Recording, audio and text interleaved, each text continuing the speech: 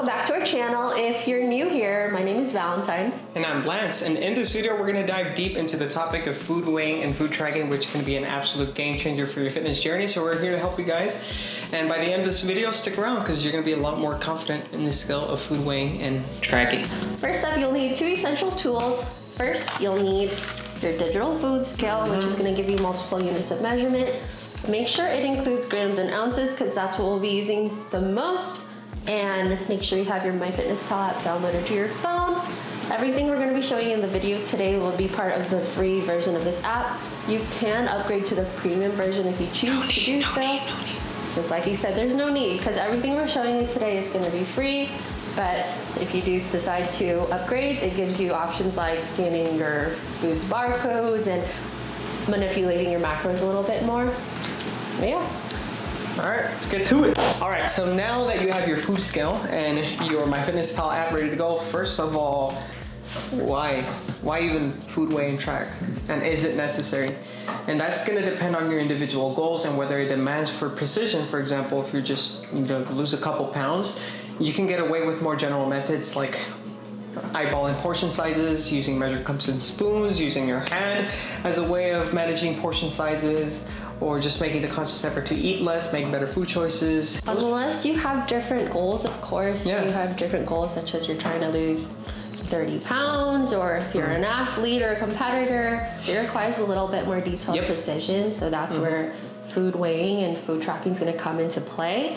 It just gives you more precision based on what your goal is, and it'll help you more along the way. Exactly. And keep in mind, guys, that everyone can benefit from food weighing and food tracking, even those that can get away with general ways of measuring food.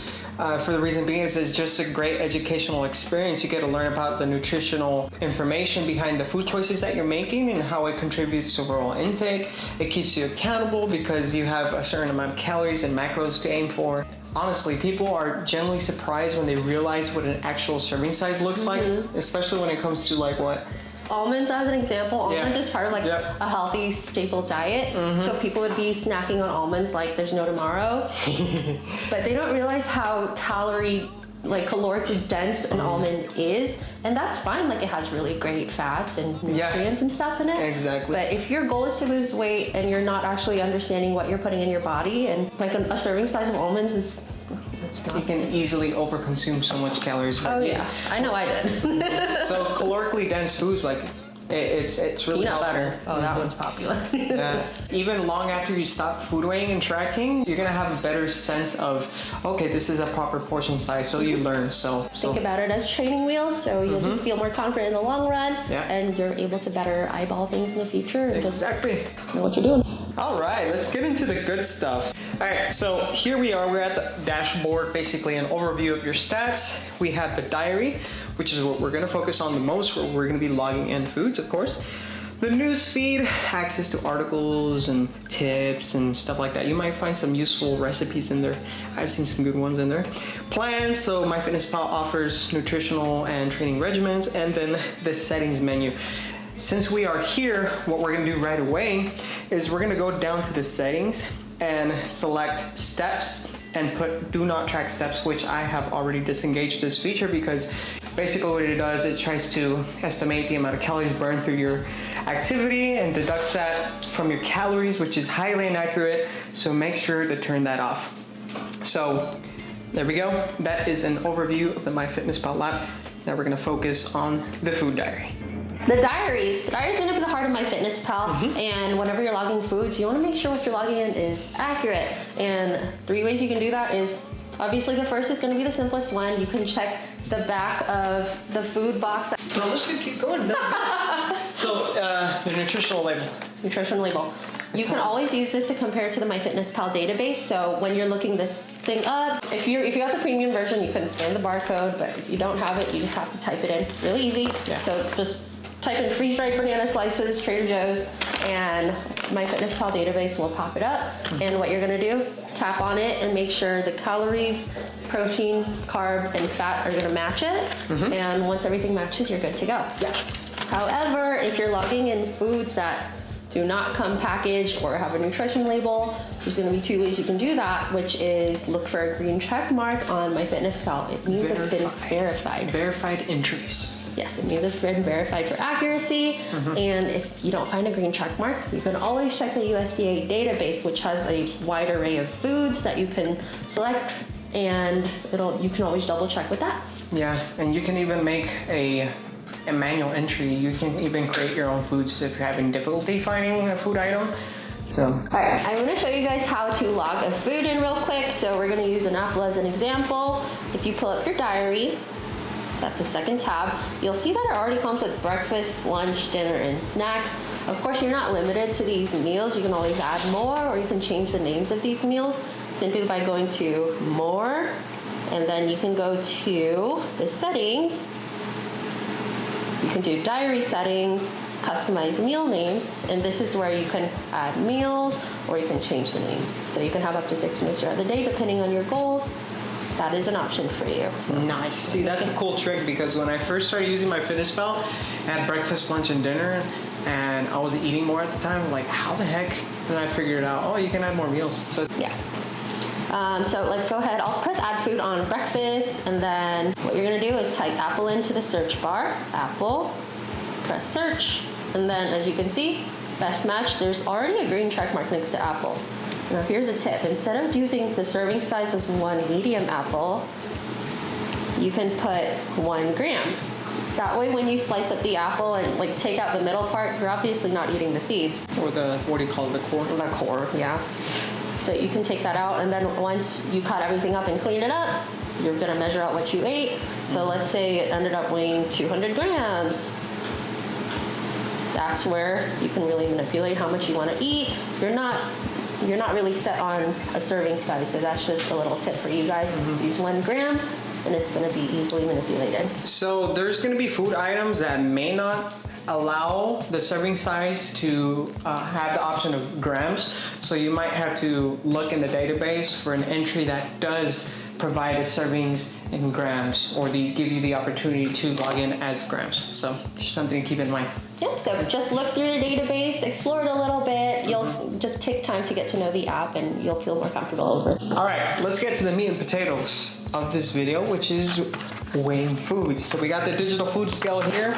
Some things to keep in mind is you have the tare, or the button that allows you to zero out the food scale. So make sure that every time you place a food item, that the scale is zeroed out. If you're gonna use a bowl, make sure you place a bowl and zero it out, because if not, you're gonna include the weight of the bowl. It's gonna mess up. Yeah, you're not eating the bowl. Yeah. Don't track that. Okay. Now here's the most common question that I get a lot from clients, and this is something that I struggled with before. Whether to weigh foods raw or cooked, and I'll tell you right off the bat, choose one method and stick with it. Because the problem arises when you bounce back and forth between the two. So raw is gonna be more accurate, because when you cook foods, there's more variance there in terms of the weight, because of how you cook the food, it can affect the weight of it. So people like competitors, bodybuilders, getting ready for the show, they need that preciseness. So weighing foods raw is ideal for them. However, weighing foods cooked is gonna be more practical and easier and convenient. So, and the truth is, if you're just trying to reach your goal and it's nothing extreme, you're never gonna hear anybody say, "Oh, I couldn't lose weight because I was weighing my foods weighing my foods cooked instead of raw." You're never gonna hear that. So, yeah. Okay. So, yeah, let's get to it. We're gonna show you guys a couple examples. Okay guys, we're gonna demonstrate some food weighing examples. We have a packaged item there. We got liquids, peanut butter, and then we're also going to live pack a lunch with you guys. All right, let's get to it.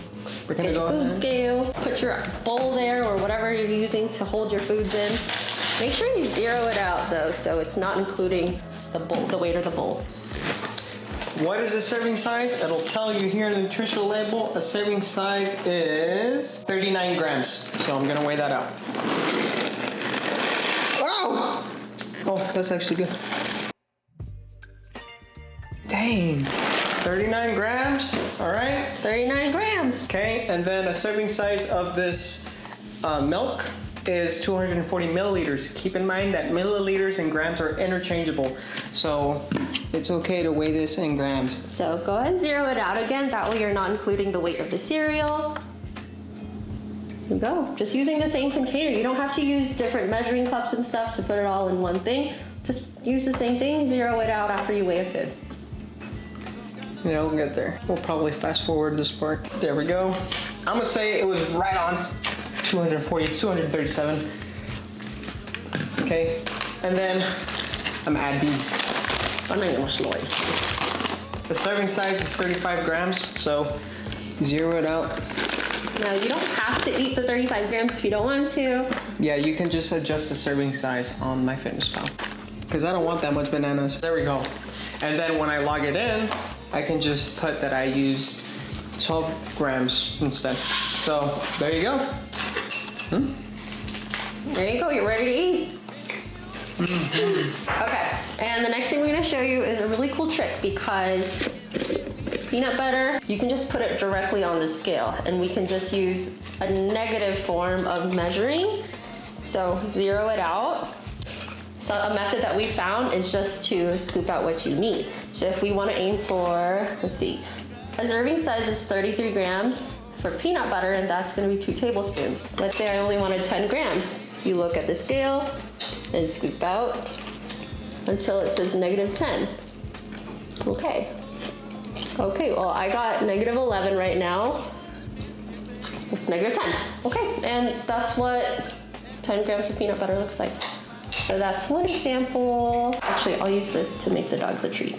Put that aside. If I were to just grab a tablespoon, which a tablespoon would be about 12 grams. If I just grab a tablespoon and be like, oh, just a tablespoon, versus weighed, compare the two and you'll realize, oh shoot, probably eating a lot more calories than you realize. It could be 10 grams off and not even notice.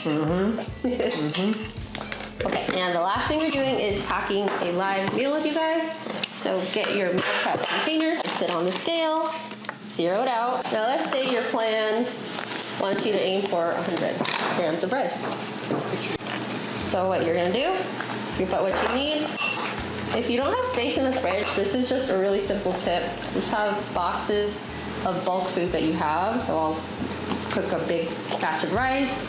I'll cook my chicken in a different box like that. And then whenever you need to pack it all together, just pack it in. It's really simple, so you don't have 20 meal prep boxes in your fridge. So you guys can see that after doing this for a while, like food weighing, like you're gonna be able to do better with what they call intuitive eating later down the road, because you have a better sense of, okay, this is a proper portion size. So it's, it's like I said, it's a great tool, great learning tool. Okay, so just for the video's purposes, I'm gonna put it there. So it's 103 grams right now, and then we have our chicken. So you're weighing things out and you're logging it in on MyFitnessPal. Very simple. Right now, we have 111 grams of chicken. Log that in. And then we also have our broccoli. Just a helpful tip is to keep some frozen veggies on hand, just because it's really easy, and especially if you don't have a lot of time. I'm going to zero that out one more time. So notice how I keep zeroing it out. Once I finish weighing something out, make sure you log it, because sometimes we forget. So weigh it out, Unless you have log elephant memory. Unless you have that. Also, don't wait till the end of the day to log in everything you ate. Log right after consuming. Or before, because if you're planning out your food in advance, it really helps you with your goals more. Pro tip for you guys right there. Pro tip. Okay. So I'm going to put the little broccoli florets in there. Okay, and it's coming out to 73 grams of broccoli. Make sure you weigh that in, and that's really it. Okay, simple. All right, cool. You have your lunch ready to go. That took 2 minutes. It might be a little tedious, but once you get the hang of it, it's easy. It'll be really, really fast. Cool. All right, so now that you guys have a better sense of how to weigh foods and track on MyFitnessPal, let's talk about the most common mistakes. First one is not logging everything that you're consuming. Those little things that you're not logging the condiments that you use on your food, the dressing that you're using on your salad, the oils that you use for cooking, all that stuff matters, and you gotta make sure you log it in. And the second most common mistake is waiting till the end of the day. Like I said earlier, unless you got elephant memory, make sure you're logging everything on the fly or pre-plan log in things ahead of time so that you don't forget. The other most common mistakes that we have is confusing weight grams with macronutrient grams. For example, if we tell you to, like, let's say we put a 100-gram protein goal for you to have. Yeah. It means 100 grams of protein for the macros. Yes, not the weight. Not the weight. So this happened before where a client was getting confused because she would weigh 200 grams. She weighed a chicken breast.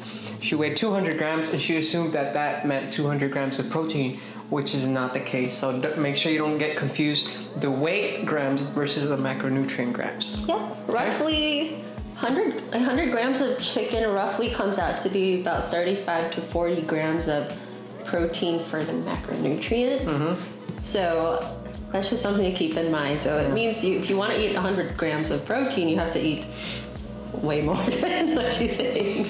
And this one is, I guess it's more goal dependent, but you want to make sure that you don't have too much variance in your diet. If you have a goal that requires focus and commitment, for example, you got a certain amount of pounds you want to lose, or you're trying to gain some weight. If you just vary your meals too much, like on a day-to-day basis, there's more margin for error.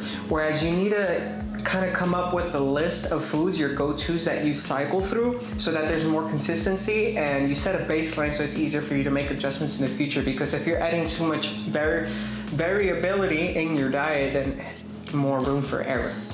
And lastly is making sure you turn off the step counter on MyFitnessPal, which we did that, made sure to show you guys from the very beginning, because like I said, don't track the exercises on MyFitnessPal because it'll try to calculate the amount of calories you burn and throw your numbers off greatly. So yeah, it's not the most accurate because it'll give you a certain negative calorie amount. So let's say you go to a kickboxing class and it gives you negative 200 calories because you worked that all up. Mm-hmm. But you know, there's some people who are like going really ham, and there's some people who are not going that ham. So that's what we mean by it's not as accurate. It's just a rough estimate. Yeah. I do want to add to the variability though. If you are having too much variance in your meals, especially if you tend to eat out a lot, that's when it's going to be really hard because you don't control what you're actually eating and putting in because you're putting that in someone else's hands. So if you really do have a very strict goal, like you're wanting to lose weight and you're not seeing changes and you see that you're eating out a lot, that's something you should look into and maybe try to cook at home a little bit more and just stay consistent. It's more predictable. It's going to be highly inaccurate. When you go out to a restaurant, they're going to add a lot more sodium, a lot more calories than you realize because they don't care. They're not going to weigh your foods for you. They're just like, a little bit of this, a little bit of that. Yeah, like go to Chick-fil-A, get a grilled chicken sandwich. They're not going to be thinking, oh, this girl or this guy is tracking their macros. I'm going to make sure I put 5 grams of oil. They're not going to do that. So that's something to keep in mind. All right, but we're going to move on to our pro tips. We're gonna give you guys tips on... Next section, going over some pro tips. Let's do it! So we covered a lot of ground today, but before we wrap it up, we want to leave you some pro tips that can help make your MyFitnessPal journey even more smoother. So first thing is save us a meal shortcut. This one helps if you're having the same meal over and over in the same amount of quantities. So let's use the lunch we logged in earlier as an example. We're having 100 grams of chicken, 100 grams of rice, and 100 grams of broccoli every single time. You're not wanting to spend your time logging in each individual food. What you can do here is go to the bottom corner here. 3 dots will give you save as a meal as an option. Tap on that, name your meal. I'm gonna name it chicken, rice, and broccoli. And you can even add a photo if you want so you remember what it looks like. Press save. Okay, now let's say you want to have the same thing that you had for lunch for dinner. So I'm going to press add food, go to my meals, and as you can see, it's already saved. Ta-da! And it'll copy everything exactly the same from when you had it for lunch. Makes your life easier. Saves you time. Tip number 2 is creating recipes. So we showed you guys how to weigh individual foods and how to log them in, but what if you do a mixed meal like a protein shake? So I'm gonna show you guys. All right, so here we have the MyFitnessPal app opened up. We're gonna go to more, the settings menu. We're gonna click on My Meals, Recipes, and Foods. And here at the bottom, create a recipe. And for this example, we're gonna do enter ingredients manually. Okay, so I already have the recipe that I want to use as an example. We're going to go to my notes, and here we have a simple protein shake. So I'm going to copy the ingredients like so, copy, and then I can just paste it on here. And this recipe yields 1 serving, so make sure you get that right. How many servings does that recipe yield? Okay, so I'm gonna put 1. And it says, please enter, oh, well, I gotta give Ollie. So I'm gonna give this a simple name, simple protein shake. I'm just gonna put protein shake. There we go. And now here's the important part, is you have to match. It'll match for you, but you have to go through each ingredient and make sure that it's the correct one. So it wasn't able to match the unsweetened almond milk, so we're gonna go here and look it up. Look at this, it already has one. Almond Breeze is a common brand, so we can use that. 240 milliliters, interchangeable, remember that. So there we go. Protein powder, that Vega Vanilla, I don't know what brand that is, so let's look for something better. So let's look up just whey protein. So just match it to the protein brand that you did use. We have Ascend, so I can literally look up the brand on here and match to that. Costco Whey. And let's say we use this one right here. So just make sure you match it well. There we go. So now that we verified every single food item here, we are gonna click to the next button. Oh, also you can add more ingredients or edit them. And then there we go. It gives us the total nutrition for this recipe, and we just click save. So it's a little bit tedious. It takes a little time to create the recipe, but once you have it saved, it's there forever. So that's another tip, is create a list of your go-to recipes, like a repertoire of recipes that you love, that you can cycle through and that you'll have saved here, and it'll save you a lot of time. So that is tip number 2. Tip number 3 is a really big one, and that's planning ahead. You know that saying, failing to plan is planning to fail? If you're not planning your foods in advance, you're going to open your day up to more impulsive choices. So if you actually have your whole day spread out in front of you, you can go into your day confidently. So you're like, okay, I know exactly what I need for breakfast, for lunch, at least for snacks. I have a dessert I can look forward to. And you can just go throughout your day feeling very confident, and you're not gonna get derailed from your goals. Yeah, because like a common struggle for clients is their protein intake. So I tell them the night before, plan out. Okay, for breakfast, I'm gonna have this so that I can make sure I have a good amount of protein for breakfast. For lunch, I have this. For dinner, I have this. So you're pre-planning, and it really helps. It sets you up for success. Yeah. If you're not planning, you find yourself still needing over 80 grams of protein at the end of the day, and you only have your dinner left. I don't know how you're gonna eat 80 grams of protein. It's like nutritional Tetris, trying to fit everything to hit your really is. goals. So planning is gonna help you a lot. Yep. Last but not least is the notes section on MyFitnessPal. So again, we're gonna open up the MyFitnessPal app. So here we are. If we go to the diary and we go to the very bottom, you can see that there's a part where you can put in notes. You can put food notes. And here you can, write down notes on how you're feeling, your cravings, whatever it is that you can later review and gain insight and awareness to be able to make improvements.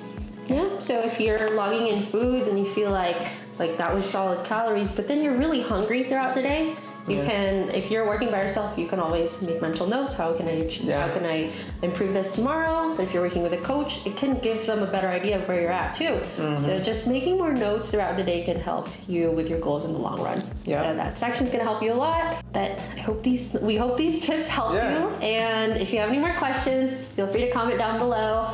But don't forget to like, subscribe, and share. And that is hopefully you guys feel a lot more confident in the scale food weighing tracking. So thank you for watching this video. But yeah, cool. That's it. Peace out, bye. Peace. That's job. Okay, bullet time. Bullet time. Get the time. Bullet time.